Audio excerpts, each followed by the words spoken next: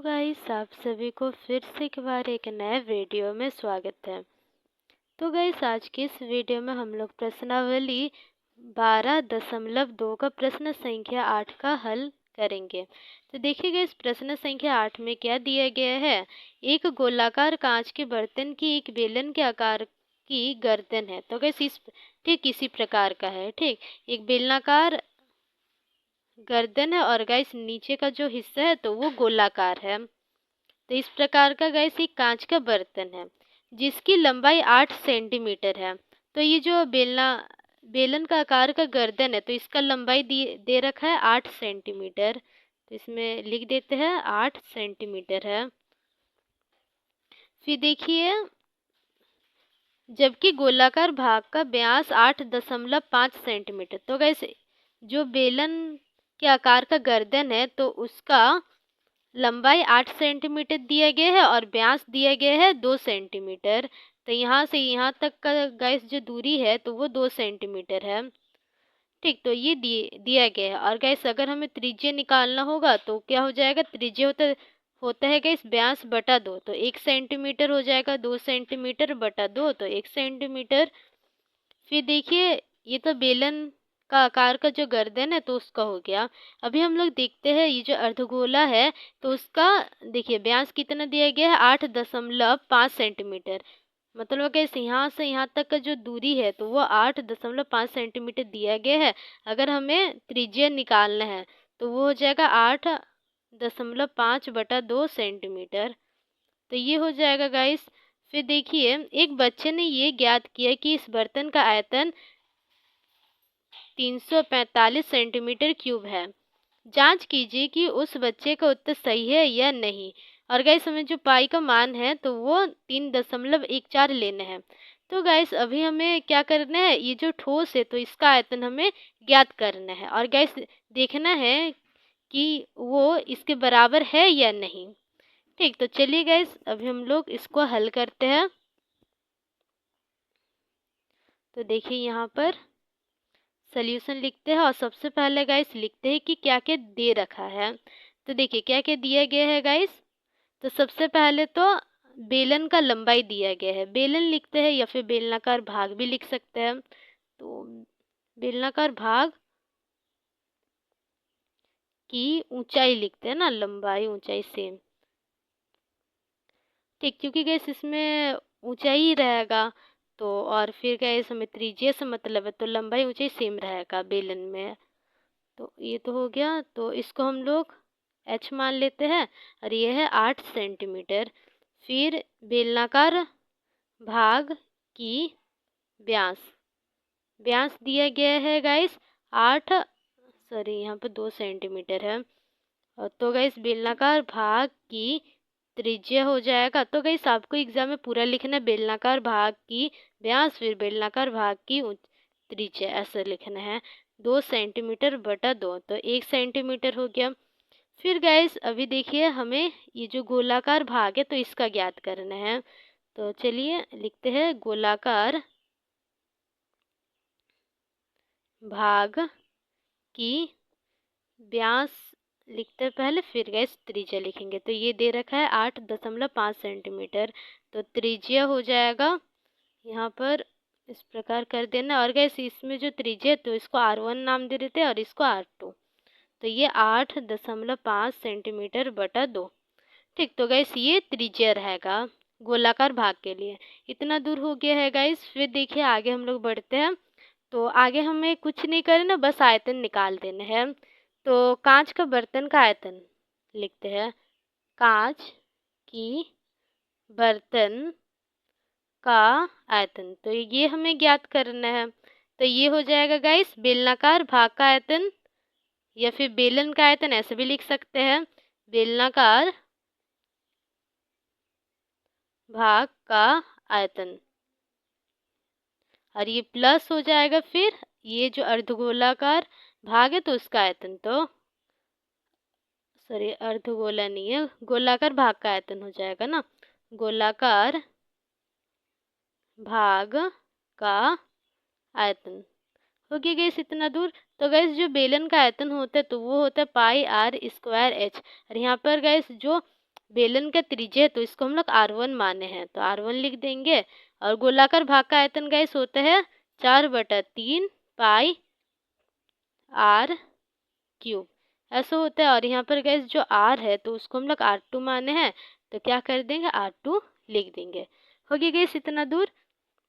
तो गैस ये दोनों में से हम लोग क्या कॉमन निकालेंगे, पाई कॉमन निकालते हैं। इसमें भी पाई है, इसमें भी पाई है, तो ये कॉमन निकाल लेंगे। तो यहाँ पर R1 का स्क्वायर गुना H बचेगा, और फिर यहाँ पर गैस क्या बचेगा 4/3 गुना R2 का क्यूब। ठीक, तो ये बचेगा। तो गैस अभी हम लोग आगे सॉल्व करते हैं, देखते हैं क्या आएगा। और गैस जो पाई है तो इसका मान हमें 3.14 रखना है। तो चलिए हम लोग मान भी रखते हैं, 3.14 हो गया। और फिर R1 का स्क्वायर, R1 कितना था गैस 1 सेंटीमीटर, तो 1 गुना 1 हो जाएगा, 1 गुना 1। फिर ऊंचाई है बेलन का ऊंचाई, तो ये था 8 सेंटीमीटर, और गोलाकार भाग का जो त्रिज्या है वो 8.5। तो देखिए यहाँ पर H 8 सेंटीमीटर था, और यहाँ पर plus centimetre cube gas last में हम लोग को चिपका देने हैं। तो फिर देखिए 4/3 है, और R² R2 का क्यूब 4/3 गुना 8.5/2 इसका क्यूब, इसको ऐसे करते हैं ना। तो गैस 3.14 हो गया। और यहाँ पर देखिए 8 गुना 1 8, फिर 8 गुना 1 8, 8 ही होगा। तो यहाँ पे देखिए गैस 4/3, यहाँ पर क्या हो जाएगा 8.5। ठीक, तो गैस नीचे 2 का क्यूब करेंगे, इसको इस प्रकार लिख सकते हैं 8.5 के क्यूब बटा 2 के क्यूब, ऐसे लिखा जा सकता है।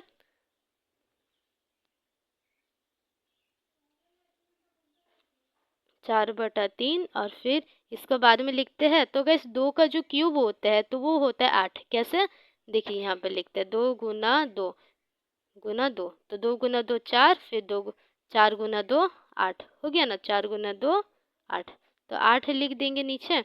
और ऊपर में देखिए 8.5 गुना 8.5, यहाँ पर हम लोग हल करते इसको। तो यहाँ पे देखिए 5 पच्चे 25, और यहाँ पर 2 5 अट्टे 40, 40 2 42।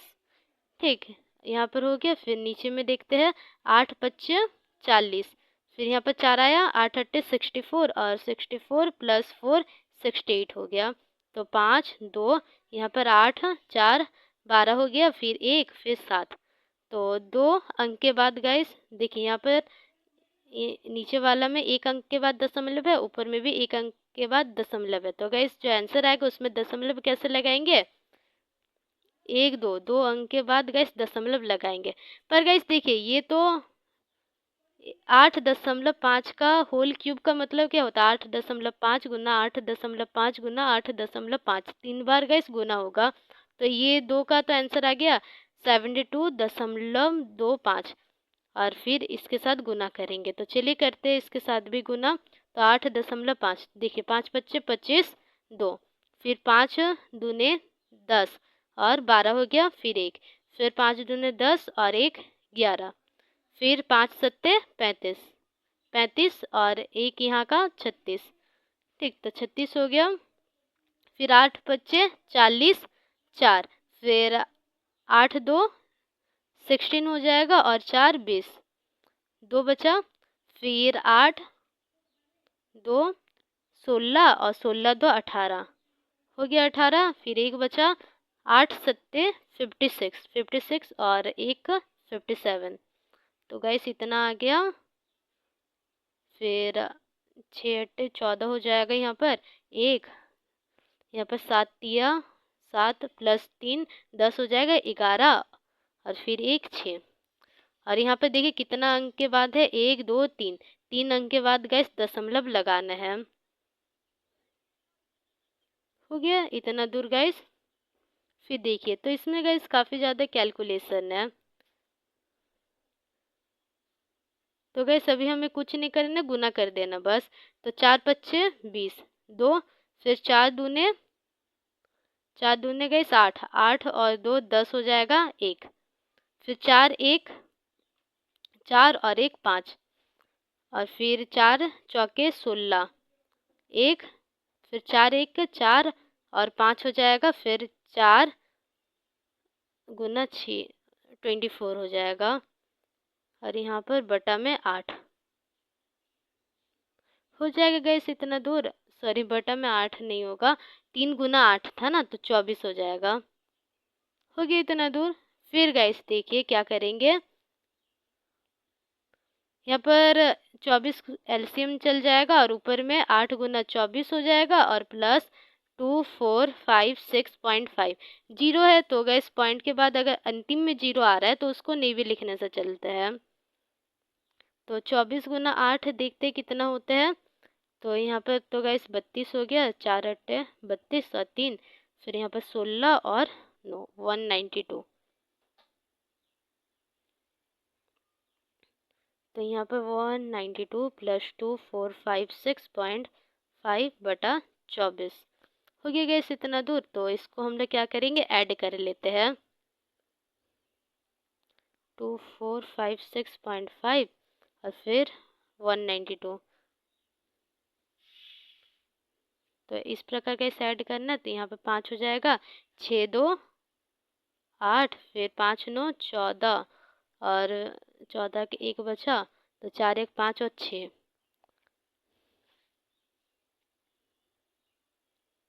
314, और फिर गुना में 2648.5 बटा 24।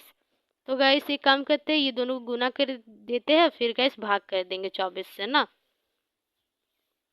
तो चलिए यहाँ पर गुना करते हैं, 1 4, तो 4 4 पच्चे 20, 2 बचा, फिर 4 अट्ठे 32, 32 2 34 हो जाएगा 3, फिर 4 3 हाथ में 3 है, फिर 4 चौके 16, 16 और 3 19 1, फिर 4 6 24, 24 और 1 गाइस हो जाएगा 25, 2 फिर 4 दूने 8, 8 और 2 10 हो गया इतना दूर। फिर देखिए 1 से गुना करेंगे तो सेम आ जाएगा, 5 8 4 6 2 ऐसा आ जाएगा, फिर 3 3 पच्चे 15 1, फिर 3 3 पच्चे 15 1 हो गया हाथ में 1, फिर 3 अट्ठे 24, 24 और 25 2, फिर 3 चौके 12, 12 और 2 14 हो जाएगा, 1 बचा, फिर 3 6 18, 18 1 19, 1 बचा फिर से, फिर 3 2 6, 6 और 1 7। यहाँ पे देखिए 4 पच्चे 9 हो जाएगा, यहाँ पर 9 पच्चे 15 सॉरी 9 पच्चे 14, 14 और 8, तो यहाँ पर हो जाएगा 14 और 8 हो जाएगा 22।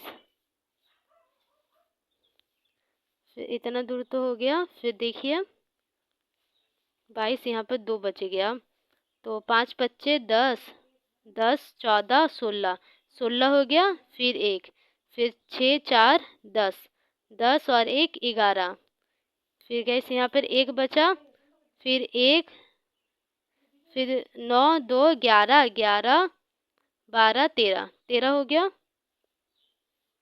और फिर 1 गैस 8। तो यहाँ पर गैस देखिए 8 पॉइंट, अच्छा दशमलव लगाने 1 2 3, 3 अंक के बाद दशमलव लगेगा, 1 2 3, यहाँ पर 290, यहाँ पर 24। तो चलिए गए सभी 24 से इसको डिवाइड करते हैं, 290 24 से करेंगे गाइस सभी, तो यहाँ पर 4 बार में चल जाएगा, नहीं 4 बार में नहीं जाएगा, 24 चौके कितना हो जाएगा देखिए, 24 4, यहाँ पर हो जाएगा 16 1, 4 2 8 और 9 96 हो जाएगा, तो 3 बार में चल जाएगा, 3 चौके 12 और 1 3 2 6 और 1 7, 72 हो गया। तो यहाँ पर कैसे घटा देंगे, यहाँ पर 1 और यहाँ पर 1, और यहाँ पर देखिए यहाँ पर कितना हमें मिलेगा, 1 ला रहा है, ठीक। तो गाइस अभी हम लोग किससे कर सकते हैं, 5 से करके देखते हैं, यहाँ पर 20, यहाँ पर गाइस 120 हो जाएगा। तो 5 से नहीं 4 से ही करेंगे। 4 से कितना 96 आ रहा था, 96।